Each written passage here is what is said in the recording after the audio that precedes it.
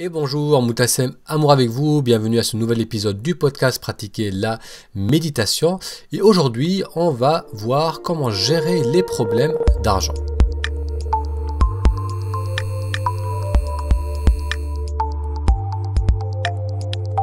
Bienvenue à ce nouvel épisode où l'on va découvrir comment faire pour gérer les problèmes de finances. Cet épisode est en réponse aux nombreuses questions que j'ai reçues par rapport à cela. Beaucoup de personnes ont l'impression d'avoir toujours du mal par rapport à leurs finances, d'être toujours juste, de ne pas pouvoir mettre de l'argent de côté. C'est notamment le cas de Louisa qui écrit que depuis 1978, elle a fait un travail de développement personnel pour gérer sa problématique de l'argent. Elle explique que même si elle a de l'argent, elle n'arrive pas à le garder, elle dépense, elle dépense. Elle explique qu'elle a eu une enfance difficile avec un père violent qui l'a frappée parce qu'il pensait qu'elle lui avait volé 100 francs et que depuis, elle a l'impression d'avoir une problématique avec l'argent. Elle pose une question, elle demande ma question, si j'ai de l'argent, je ne le garde pas, je ne sais pas pourquoi, je ressens au fond de moi que le garder, c'est un danger. Et elle demande comment faire pour gérer sa problématique avec l'argent. Donc il se peut que, comme Louisa, vous avez une problématique avec les finances, soit vous ne gagnez pas assez, soit vous n'arrivez pas à garder de l'argent, soit en fin de mois vous êtes toujours juste, vous vous lancez peut-être dans des projets mais vous n'arrivez jamais à gagner, à dépasser un certain niveau de revenus. Et vous avez aujourd'hui l'impression d'avoir un problème avec l'argent, d'avoir un blocage par rapport à l'argent et vous vous demandez comment faire pour dépasser ce cap et pour pouvoir gagner plus, pour être plus à l'aise au niveau de vos finances. Alors pour répondre à cette question, on va voir cela en 5 étapes. On va voir 5 étapes qui vont vous aider à transformer, à changer votre perspective, votre vision de l'argent. Alors quelles sont ces 5 étapes ? La première étape, c'est tout d'abord de relativiser. C'est de réaliser que si aujourd'hui vous gagnez ne serait-ce que 700 € par mois, vous faites partie des top 5% de l'humanité. L'argent, c'est la matière, ça nous permet d'avoir le bien matériel. Et l'essence du bien matériel, c'est de pouvoir se nourrir, c'est de pouvoir avoir un toit. Et si vous regardez au-delà de nos frontières, au-delà des frontières de l'Occident, car probablement vous habitez dans un pays développé, vous habitez en Occident ou dans un pays où il y a suffisamment de richesses pour avoir de la sécurité. Donc si vous regardez au-delà de cela et qu'on regarde un peu comment les autres personnes sont en train de vivre, il y a vraiment un manque matériel, les gens ne mangent pas suffisamment, ils ont des carences, ils tombent plus facilement malades, ils n'ont pas les moyens de se soigner, donc ils vont mourir plus jeunes. Ces personnes sont aussi contraints à vivre en proximité, là aussi par manque de moyens financiers. Donc cette proximité, ça les contraint à suivre certaines règles, parce que lorsqu'on vit avec un groupe, on est contraint de suivre ces règles dans la plupart des cas, que ce soit des règles tribales, culturelles, religieuses, traditionnelles. Donc il y a beaucoup moins de liberté d'être, de liberté de penser. On est obligé un peu de suivre les règles pour pouvoir vivre dans la communauté si on veut avoir une certaine stabilité. Donc leur précarité matérielle leur amène aussi un manque de liberté d'expression, un manque de liberté d'être. Et en plus de cela, très souvent, ces personnes se retrouvent dans des zones où il y a un vrai danger physique, il y a des conflits, parce que la principale source de conflit, c'est le manque de biens matériels. Une personne, elle est prête à devenir violente si elle doit nourrir ses enfants. Et ces personnes font vraiment face à un problème d'argent, à un problème de biens matériels. Et si vous regardez votre vie actuelle aujourd'hui, très probablement vous mangez à votre faim, vous avez un toit sur la tête, et surtout, vous êtes dans un cadre, dans une vie où vous avez suffisamment de sécurité et de stabilité pour avoir une liberté d'être, une liberté de penser. Donc la première étape, c'est de mettre les choses en perspective et de réaliser que si vous, aujourd'hui, vous pensez manquer d'argent, par rapport au reste du monde, vous êtes dans une relative richesse, stabilité, sécurité que beaucoup d'autres personnes n'ont pas.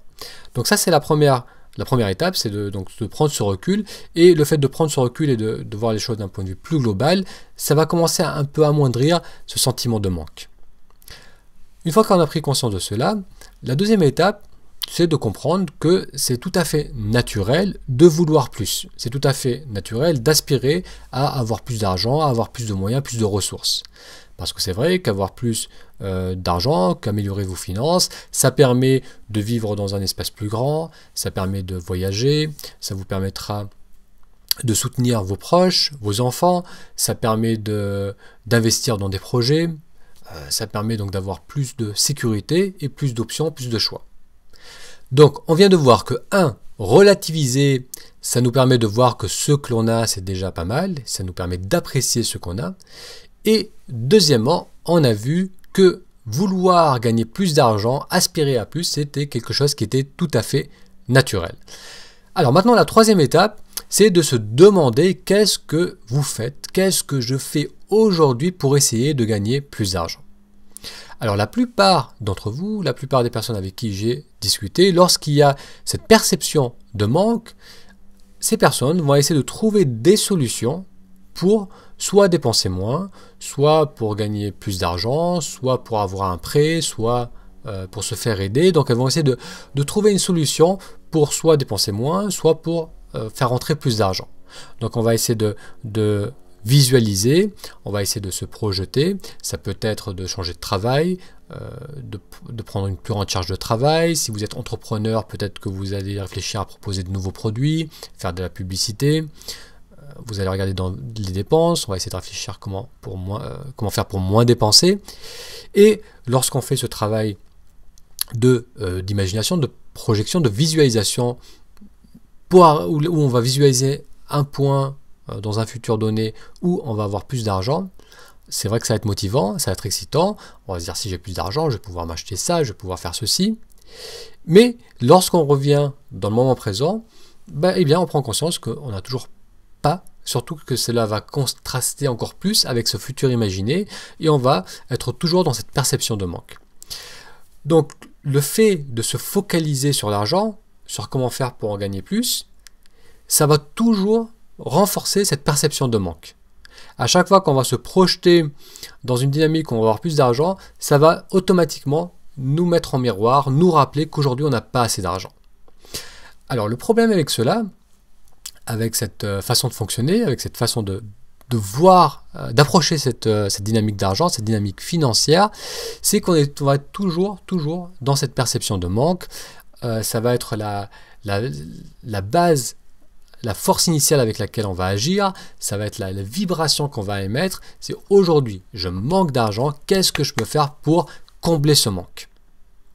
Et le problème avec cette dynamique, c'est que lorsqu'on est dans lorsqu'on agit à partir de cette perception de manque, ça va être très difficile de construire. Imaginez-vous que une personne va voir un investisseur pour lui proposer un projet. Et ce que cette personne va communiquer, principalement, c'est qu'elle veut faire ce projet pour gagner de l'argent parce qu'il lui faut de l'argent. L'investisseur en face, il va certainement pas être motivé de lui donner de l'argent parce que il va percevoir que sa raison initiale, c'est pour gagner de l'argent et c'est pas pour amener à bout ce projet. Et l'investisseur va comprendre que dès qu'il va y avoir un obstacle, dès que ce projet ne va pas générer suffisamment d'argent à cette personne, elle va certainement abandonner et donc il ne va pas investir dans cette personne. Donc lorsqu'on est dans une perception de manque, que ça soit qu'on a l'impression de manquer d'argent, de manquer d'amour, de manquer au niveau de notre santé physique, lorsqu'on est dans une dynamique de perception de manque, ça va être difficile d'interagir avec les autres. Si une personne est en manque d'amour et qu'elle approche une personne dans cette dynamique, je manque d'amour, j'ai besoin d'attention, j'ai besoin qu'on s'occupe de moi, donne-moi, j'ai besoin de toi, ça va faire fuir l'autre personne. Parce qu'on vit dans un monde avec des ressources définies, avec des ressources limitées, on a toutes des ressources limitées de temps, d'énergie, et lorsqu'on va interagir avec une personne, si la personne est uniquement en demande, elle est uniquement dans une dynamique de manque, elle a besoin de quelque chose, et qu'elle ne nous apporte pas grand-chose, eh bien, on ne va pas aller dans cette interaction. Donc c'est pourquoi cette perception de manque, elle fait que on entretient ce ressenti que je manque d'argent. Et c'est pour ça que souvent on me dit oui, ça fait des années que j'ai des problèmes d'argent, j'ai essayé de résoudre cela. Dans le développement personnel, on en parle beaucoup. On se dit voilà, quelles sont vos croyances par rapport à l'argent, pourquoi c'est votre manque d'estime qui fait que vous manquez d'argent. Donc il y a toute cette discussion, ces croyances par rapport à l'argent, où on nous fait croire que c'est parce que il y a des choses qu'on doit changer dans notre croyance par rapport à l'argent, mais à chaque fois et dès lors qu'on est focalisé sur l'argent, on est focalisé sur le manque. Donc il ne s'agit pas d'avoir plus d'estime de soi, il ne s'agit pas de se dire bon, maintenant je mérite de gagner de l'argent, et si je mérite de gagner de l'argent, alors je vais me visualiser cela et je vais gagner de l'argent. Généralement ça ne fonctionne pas parce qu'on est dans tous les cas dans cette perception de manque. Donc le point que j'aimerais faire ici, c'est que se focaliser sur l'argent, c'est se focaliser sur le manque qu'on a, et cela généralement ne va pas nous aider. Alors qu'est-ce qu'on peut faire alors si ça ne fonctionne pas, si c'est ce que généralement on a l'habitude de faire, qu'est-ce qu'on peut faire, par quoi on peut remplacer cela pour changer cette dynamique. Donc ça c'était le troisième point, qui est de voir clairement ce qu'on est en train de faire pour essayer de gagner de l'argent et surtout de prendre conscience que très souvent ça ne fonctionne pas. Le quatrième point, c'est de commencer à porter un regard beaucoup plus lucide sur nos finances. C'est de se détacher de cette perception de manque, de se détacher des désirs de gagner plus, mais de voir simplement, très concrètement, comment nos finances fonctionnent. Où on dépense notre argent, combien on gagne d'argent, le savoir très clairement. Parfois, je discute avec des personnes qui me disent bon, je dépense pas trop dans ça, je dépense plus dans cela, et après, quand je leur demande combien tu dépenses exactement, ils n'ont pas de valeur exacte, et lorsqu'ils feront pendant un mois l'effort de regarder exactement là où ils mettent leur argent, pour voir exactement ce qu'elles gagnent, et elles réalisent qu'elles dépensent beaucoup plus dans un secteur qu'elles ne le pensaient, et elles réalisent aussi que ce secteur, ce qui peut être les sorties, les achats, les vêtements, je ne sais, donc ça peut être plein de choses, et bien par rapport à ce qu'elles dépensent, ça ne leur apporte pas suffisamment de satisfaction, et elles réalisent aussi peut-être qu'elles pourraient dépenser plus dans un autre secteur qui leur apporterait plus de satisfaction. Donc là, au niveau de cette quatrième étape, c'est de voir très clairement combien vous dépensez par rapport aux différents postes de votre vie, et cela va ramener un certain sentiment de contrôle par rapport à vos finances. Parce que la perception de manque, elle est aussi renforcée par cette impression d'avoir aucun contrôle sur nos finances. On a l'impression d'avoir toujours des imprévus, d'avoir toujours des choses qui coûtent de plus en plus cher, de subir totalement les finances, de devoir dépenser, de gagner moins. Et le fait de voir les choses très lucidement, exactement ce qui rentre, exactement combien vous dépensez, ça va commencer à ramener un certain contrôle sur vos finances. Ça, c'est la quatrième étape. Et la cinquième étape, et c'est là où les choses vont devenir encore plus intéressantes, c'est que si comme on l'a vu, se focaliser sur l'argent, c'est se focaliser sur le manque d'argent et que ça ne fonctionne pas, c'est pas cela qui va vous permettre d'avoir plus de ressources, plus de liberté. Donc sur quoi on va se focaliser? Donc la cinquième étape, c'est d'apprendre à se focaliser sur ce qui nous réussit, sur ce qui nous fait du bien, sur ce qui nous permet d'être heureux, sur ce qui nous permet de nous exprimer. C'est donc dans un premier point se focaliser sur ce qui nous fait du bien, donc au niveau de notre confort, ça va être au niveau du bien au niveau physique, le fait de se promener, le fait de s'étirer, le fait de manger de certaines façons, le fait de dormir autant d'heures. Donc on va se focaliser sur cela et mettre cela en place tout d'abord, et ensuite à un degré plus profond, on va se focaliser, on va réfléchir à ce que l'on a à contribuer. Qu'est-ce que vous avez à offrir? Qu'est-ce que vous avez d'unique à partager avec les autres? L'idée, c'est de mettre son énergie sur ce qu'on a déjà, sur nos ressources. C'est d'identifier les ressources qu'on a déjà et qu'on peut amener aux autres. On va passer de la dynamique de je suis en demande, je suis en manque, qu'est-ce que vous pouvez m'apporter, à une dynamique où j'ai déjà une abondance de richesse, c'est mon savoir-faire, c'est mon expérience, c'est mon talent, et je veux contribuer, je veux partager, je veux vous apporter cela. Parfois c'est pas facile, tout le monde ne connaît pas ses talents, tout le monde ne connaît pas ce qu'ils ont à contribuer, donc ils le connaissent, mais disons qu'ils n'ont pas encore bien défini, ils n'ont pas encore bien conscientisé, parce que très souvent on est focalisé sur le manque, comme on a vu. Mais le fait de tourner son attention sur d'abord ce qui nous fait du bien au niveau physique, au niveau de nos ressentis, et puis ensuite sur ce qui nous permet d'utiliser nos ressources pour amener quelque chose dans le monde, le fait de passer ces étapes va nous permettre de transformer donc cette richesse qu'on a déjà en opportunité. Ça va nous permettre d'avoir plus de rencontres, ça va nous permettre peut-être d'évoluer dans notre travail, et ultimement ça va nous permettre d'accumuler de la richesse, d'accumuler de l'argent, d'accumuler des ressources. Donc pour récapituler, tout d'abord on va voir que ce qu'on a déjà c'est bien, on va ressentir une certaine appréciation, gratitude pour vivre dans un cadre qui nous donne de la sécurité, de la stabilité. Deuxièmement, on va comprendre que c'est tout à fait naturel que de vouloir gagner plus, que de vouloir élargir ses ressources, ses possibilités, ça fait partie de la nature humaine. Troisièmement, on va essayer de voir clairement ce qu'on est en train d'essayer de faire pour gagner plus d'argent et surtout essayer de réaliser que ça ne fonctionne pas, que la perception de manque, que se focaliser sur ce que l'on n'a pas, ça ne fonctionne pas. Ensuite, quatrièmement, on va prendre l'habitude de développer un regard très lucide sur nos finances. Et cinquièmement, on va plutôt se focaliser sur ce qu'on a déjà et sur ce qu'on a à offrir.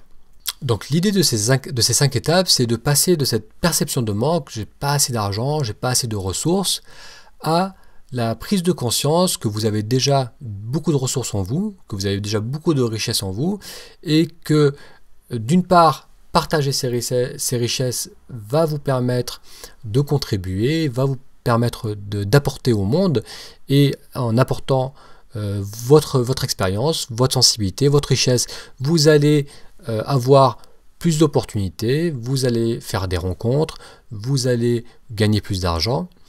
Et d'autre part, le fait de partager nos ressources, de partager nos richesses, va nous apporter déjà de la satisfaction.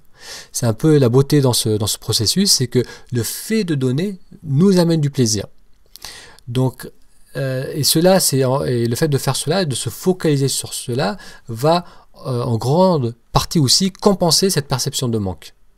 Parce qu'on réalise que ce qui nous rend heureux, que ce qui nous permet d'être bien, de nous épanouir, ça ne s'acquiert pas à travers la matière, ça ne s'acquiert pas à travers les finances, mais c'est plutôt de se faire du bien physiquement, et c'est de partager avec les autres, c'est d'échanger avec les autres. C'est ça qui permet à l'être humain de s'épanouir et d'être bien.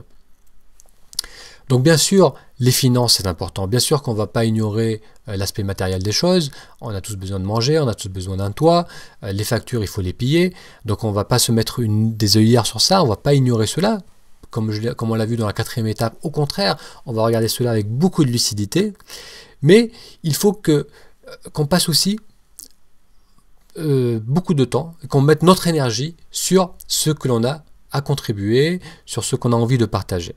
Parce que comme on l'a vu, se focaliser sur le manque, se focaliser sur l'argent, que ça soit gagner plus, que ça soit j'en ai pas assez aujourd'hui, le fait de se focaliser sur cela, ça perpétue cette perception de manque, ça nous rend malheureux, ça nous stresse, et à l'opposé de cela, se focaliser sur ce qu'on a à offrir nous amène déjà de la satisfaction, ça nous permet de voir que les finances c'est secondaire, qu'on peut gérer. Si vous regardez, si vous repensez au passé, vous allez certainement réaliser que vous avez géré, que malgré tout on paye nos loyers, que malgré tout on fonctionne, qu'on a des expériences, qu'on a des interactions et que et qu'on arrive à vivre même avec cette perception de manque. Et je pense qu'il arrive à un moment où on va réaliser que gagner plus d'argent c'est bien, mais c'est surtout bien parce que ça va nous permettre de continuer à faire, de continuer à contribuer. Que gagner plus d'argent, ça va nous permettre juste de continuer à contribuer, mais dans un cadre peut-être plus confortable, de toucher peut-être plus de personnes. Donc on a déjà ce qui nous fait du bien, on fait déjà ce qui nous fait du bien, et gagner plus d'argent, ça va juste nous permettre de le faire davantage ou de le faire dans un meilleur cadre. Mais c'est pas le fait de gagner plus d'argent qui va nous rendre plus heureux. Mais c'est de continuer à faire ce qu'on fait déjà. Et pour faire cela, on n'a pas besoin de changer nos finances, on peut le faire dès aujourd'hui. Alors, je vous invite à tester ces 5 étapes, essayez de suivre ces étapes, essayez d'y réfléchir donc, selon ces différents points de vue, de les expérimenter, de noter un peu ce qui se passe par rapport à vos ressentis. Si vous avez eu des problèmes d'argent, que vous les avez dépassés, qu'aujourd'hui vous êtes dans de l'abondance, partagez votre expérience, notez dans la zone de commentaires ce que vous avez fait. Qu'est-ce qui vous a permis de passer ce cap? Qu'est-ce qui vous a permis de passer de cette dynamique de manque à cette dynamique d'abondance? Donc ça sera intéressant d'avoir votre point de vue. Et si vous avez d'autres questions par rapport aux finances, n'hésitez pas à les poser aussi dans la zone commentaire de cette vidéo. Merci d'avoir suivi cette vidéo sur cette perception de manque d'argent. Si vous avez des questions comme Luisa qui a posé cette question, je vous invite à vous inscrire à la newsletter du blog Pratiquer la méditation. Ça vous donnera accès à une méditation guidée. Ça vous donnera donc la possibilité de poser vos questions. Et ça vous montrera aussi les stages qui sont animés sur le blog et ça vous permettra aussi de découvrir les consultations qui sont offertes de temps en temps par Skype à travers aussi le blog. Merci beaucoup pour votre attention et je vous dis à bientôt pour un futur épisode.